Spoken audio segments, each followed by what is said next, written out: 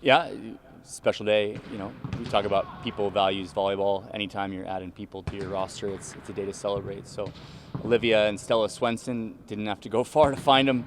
I've gotten a chance to watch them a bunch this past spring and fall, and just thrilled that they'll be kind of the first incoming freshman class besides Calissa and Sydney here and Zanep to join us. So I think they're battling at state today. Good luck to them, but I'm excited to add people to our Gopher program. Like last weekend, two really gritty wins on the road. Neither one easy, ups and downs, and doing enough to get through. Took pretty much all of us and set us up here for 5 of 6 at home, including a big one on Friday against Purdue. A match that on the road we played at a high level, but weren't able to close late in a couple sets. So we've been looking forward to this rematch for a while. But yeah, not much changes in terms of the mindset, being where we are today, and it's worked out so well so far. So yeah, here we go. What do you take away from having played Purdue once already? What do you apply going into Friday? Yeah, just extremely impressive serve-receive team, really impressive outside hitters who do a lot for their team. Get them out of a lot of trouble, a stabilizing force for them. You got to be good on one or both if you're going to have a chance to really slow them down. So that's kind of where my mindset goes. A couple really physical middles who've had some nice weeks as well. So they're a team that, if you're able to come away with a victory, you know that you earned it and you're ready for December. Having that Northwestern match play out the way it did, drop a tight set one, bounce back, and win the next 3. Do you feel like that speaks to like the mental growth of your team, or you feel like maybe that's something that you're doing now that maybe weren't early in the season? Yeah, both the matches, just having to come from behind, right? Having to deal with ebbs and flows better. The way we responded after dropping a tough second set to Ohio State, it could have gone different, and it didn't. Fought off 2 huge leads in the 3rd and 4th set. So it showed us a lot there. And then Northwestern, just another gritty, long defensive match for both teams. And I don't know, just you find out a lot about your team individually and collectively in November. And there's more to this group, and they showed it this past weekend. And now we get a chance to kind of validate it here in these upcoming 3 weeks. Can you speak to having 5 of the last 6 at home? Like, how big is that as you try to bolster that old tournament resume? Everyone's been on this journey with us, right? And so in the most important part of our season, right, these last 6 matches, thrilled to have the Minnesota volleyball community with us and behind us, and to watch this team here and find out what they can do in this moment. Feels like we've been away for a long time. So yeah, we're looking forward to being here with our people. The Road Sisters, are their personalities completely different, similar, or what? I've long learned not to compare them to each other. Neither of them like that, despite the fact that they do share some wonderful qualities. But both determined young people, both high effort, high intention, durable. They share a lot of their best qualities. They are their own people if they're listening, but just you can't help but see what makes each of them great and how they share that. Washington didn't recruit Lydia out of high school? Yeah, she'd let you know about that if you asked her. I just tell her we had no scholarships available. Lydia had a journey at Cal Berkeley, one that I respect immensely. How she dealt with adversity there, the player that she turned into. I talk to her about it often, that I don't think Lydia becomes Lydia without her 3 years at Cal Berkeley. And I'm thankful for it. She should be thankful for it. And we're getting to reap the benefit of what she sowed during that time. You go 0-22 and she still kept competing. Yeah, I remember at the end of last season, if you look at those last 5 matches, she was averaging 20-plus kills a match, losing in 5, showing up the next day and doing it again. And that's all I needed to know about her, watching those last 5 matches, honestly. She was putting up pretty good numbers last time you played Purdue. Was there anything you were noticing about her game, anything that was kind of fueling her success in that match? Yeah, she's had some up and down performances, right? And we're trying to figure out what are the keys to having a great performance versus ones that are more difficult. I thought her Northwestern match was outstanding. Looked like the Lydia that we know. But yeah, I'm confident in her. Whether she has a tough match or not, the next night you wouldn't know it. She's going to show up and give you what she's got, and yeah, that's some of the best things about her. You obviously didn't initially recruit Stella and Olivia when they verbally committed here, but what have Yep. you gotten to know about them in terms of watching them, and what are the things that you're excited about them bringing to this program? Yeah, one of the things that are easiest to see are often the least important in recruiting. One thing that I learned about Olivia, just how many physical adversities she's faced, and that's really important. How do athletes deal with failure? How do they respond to those adversities? And who she is now, the player she's become now, says a lot about her. And that again, you want athletes who can deal with adversity. She has. With Stella, I see a lot of what I've seen in a lot of the great setters I've coached, which is a willingness to connect with your teammates and lead and to be engaged in any environment. But the more I've watched her this fall, the more excited I've gotten about her future here. And it's important, who's setting for you. I had that experience with Ella Mae Powell at Washington. She came in, I think, around my third year there, and one of the most important players that I recruited. Stella has that same presence, in my opinion.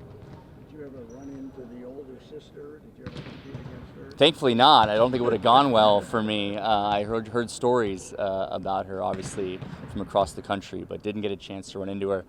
I've gotten to see her since at tournaments, watching her sisters, and gotten to meet her young family, and pretty amazing person. Is there a part of sort of getting your bearings in terms of recruiting and roster building and how you want to shape the future of this program? Does that feel like it's going the way that you want it to at this point? Yeah, it's amazing that you think about your first recruits who aren't transfers showing up in year 3, right? More than halfway through your first contract. Yeah, and you need to find those players in your first 6 months on the job, right? And I think we did that in both the 23, 24, and 25 class. And we've talked about our flight schedule and how much time we had to spend getting those pieces in place. But we're looking forward to the players that are going to be coming here in the coming years. Yeah. All right, all good. Thanks, guys. Thanks, Coach. Appreciate you. Good couple of wins at two places that are obviously tough to play, and they got a couple of sets early, and you guys responded. Tell me about what you guys learned about yourself this weekend. I think one of the main things we probably proved to ourselves is that we were down in a couple of the sets, and then with Northwestern we were pretty even with them, I would say, like the whole entire time. So I think we definitely showed that if we're just consistent long enough, like what we've been trying to practice and do in other games, I think it'll pay off in our favor. So I think the Ohio State and Northwestern games, we definitely stayed in the grind and we did it longer for harder, and I think that's what we've been trying to work on over the last couple weeks. So it was obviously a close set, number one against Northwestern. They ended up taking it. You guys found a way to rally back. Was that all kind of like mentally turning the tables? Did you make some adjustments on the court, or what went into that? Yeah, I think it was probably more mentally. I think we were just like, we know we can do this. We've already played them before. We kind of know what they're about. They know what we're about.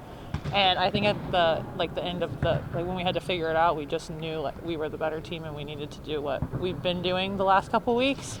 So I think mentally we just kind of flipped a switch and we're like,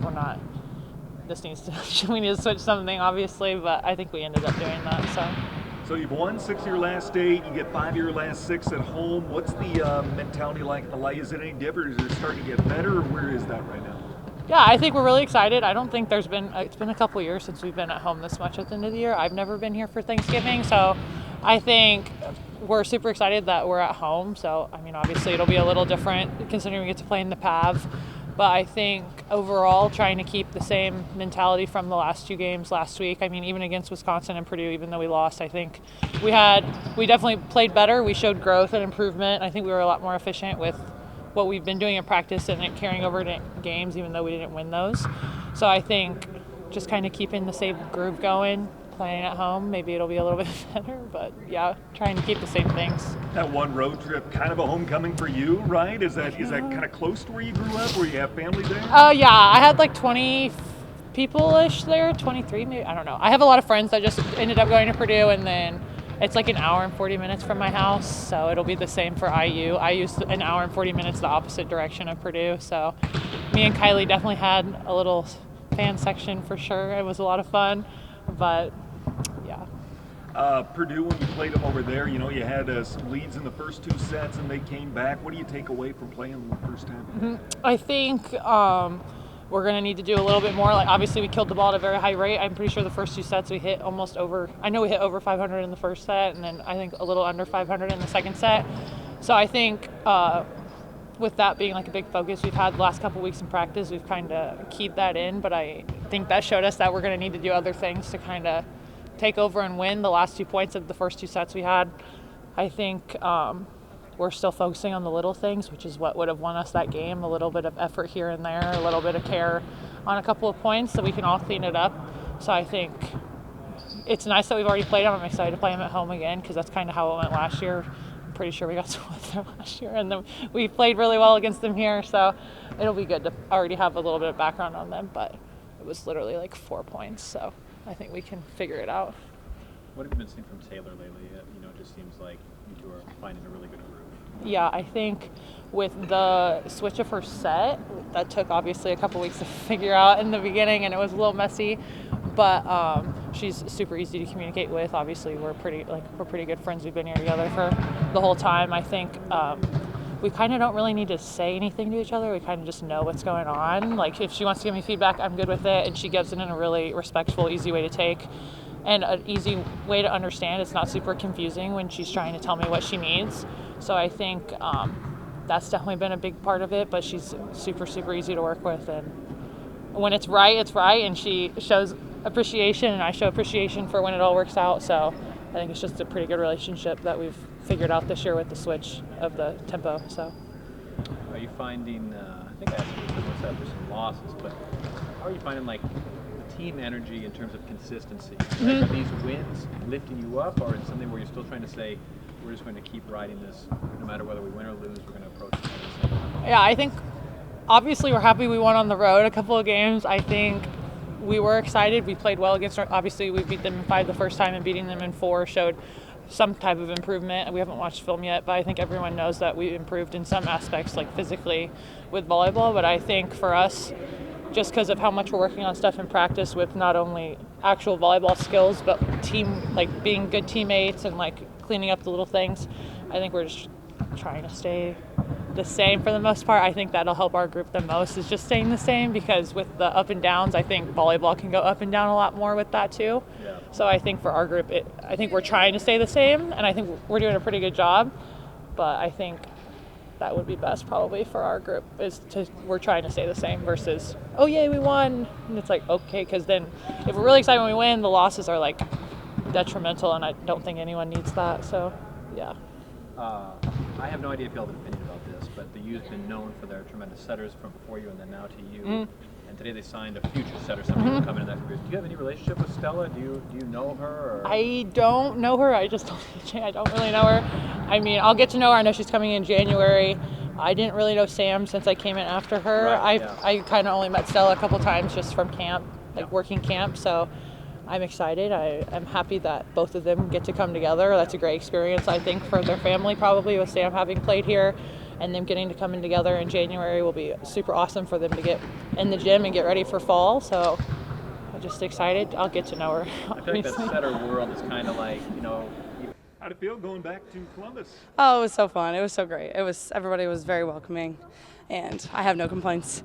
And we got to win, so that's all I can ask for. Yeah, pretty good weekend Yeah. going into 2 places that are obviously tough to play, and 2 good opponents. But how are you guys feeling this week coming off a couple of wins? Yeah, I think it just is giving us some momentum, something that we've been looking for, and some positive light that I think we all kind of needed. So it was an overall good weekend, but guess what? We're back to work, and whatever happened, and we can use it to build upon, but it's a new week, so we got to start fresh. You feel like the team is getting mentally tougher as the season goes along? Absolutely. I mean, usually people learn who they are throughout the season, and we learned really early, and some people are going to start learning now, and they're not going to have a lot of time to figure it out. So we learned pretty early in the season, and now we get to work together and try to figure it out when the time matters, right now. Won 6 of your last 8, and then 5 of your last 6 are here at home. Is that something you guys think about, or is that a plus you feel like? What is that in your mind? I love it. I mean, I love playing at home. The PAV is so special, so it's one of my favorite places to play. So I am so happy to be here home, and it just makes life a lot easier when you're not traveling all the time. So I'm really excited about it. That one road trip, though, going back to Indiana. Oh, yeah. Will you get some family? Oh, yeah. I think I already have 25 plus people on the pass list, so I'm super excited to see familiar faces and just a place like home. So. What do you take away from having played Purdue once already? Yeah, that we can do it. I think just confidence, and it's a good team, and it's a team I love to especially play, another Indiana team that I know a bunch of people from. So, and it's always competitive, and they like to play and defense wins, and I love when that brings out that in our team, because I'm always preaching defense wins, and I think that's a team that defense is going to win you the game. So I love when we get to get gritty with other teams. Is there any aspect here in November that the team needs to do fundamentally? You feel like it's going to be your biggest key to succeed? I think just if we can serve and pass the ball well, then we can compete with anyone and play the out-of-system game well. I think when it comes down to December, it's what teams are going to serve and pass the best, and teams are going to be the most aggressive.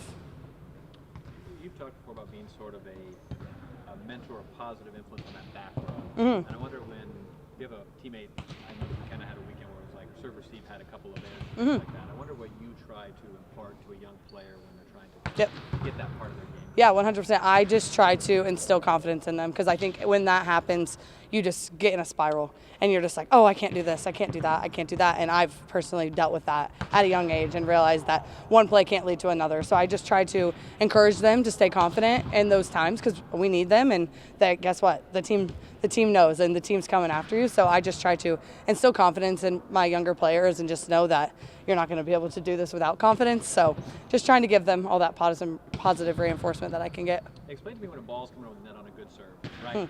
Yeah. What can trip up a player in that moment? Is it the spin on the ball? Is it its trajectory, its speed? Like, what is it that can make that part of the game so difficult? It can mostly when it's passing, it's the float of the ball that can really, like, you can misjudge it, because you could see one thing and then take your eyes off it for 0.5 seconds, and then shorter than that actually, and then it could be in a completely different location. Speed, as you get older in the game, speed happens, and speed's kind of normal, or it could clip the tape, or just you might not see it. Like, for example, sometimes when you're back there and the hitters or the blockers on the other team are standing on the other side of the net, they like kind of screen you a little bit, not on purpose, but it's just the reality of the game. So sometimes you may not see the initial contact, and then you got to find it after that. So is getting better at that, or learning how to do that, is that just something that comes with repetition? Absolutely. Yeah, okay. Absolutely. And every serve's different. I mean, I think passing's the hardest skill in the game. I don't know. But at the end of the day, like, I don't see anybody else volunteering to, hey, come on, let's go back there. So I think it's tough, because every ball's different. Every player has a different little thing up their sleeve with their serve, and ultimately it wins and loses games for you. So I think just repetition, confidence when it comes to passing will take you a long way. All right. Anything else for Kylie? Cool. Thanks. Thank you. Mm-hmm.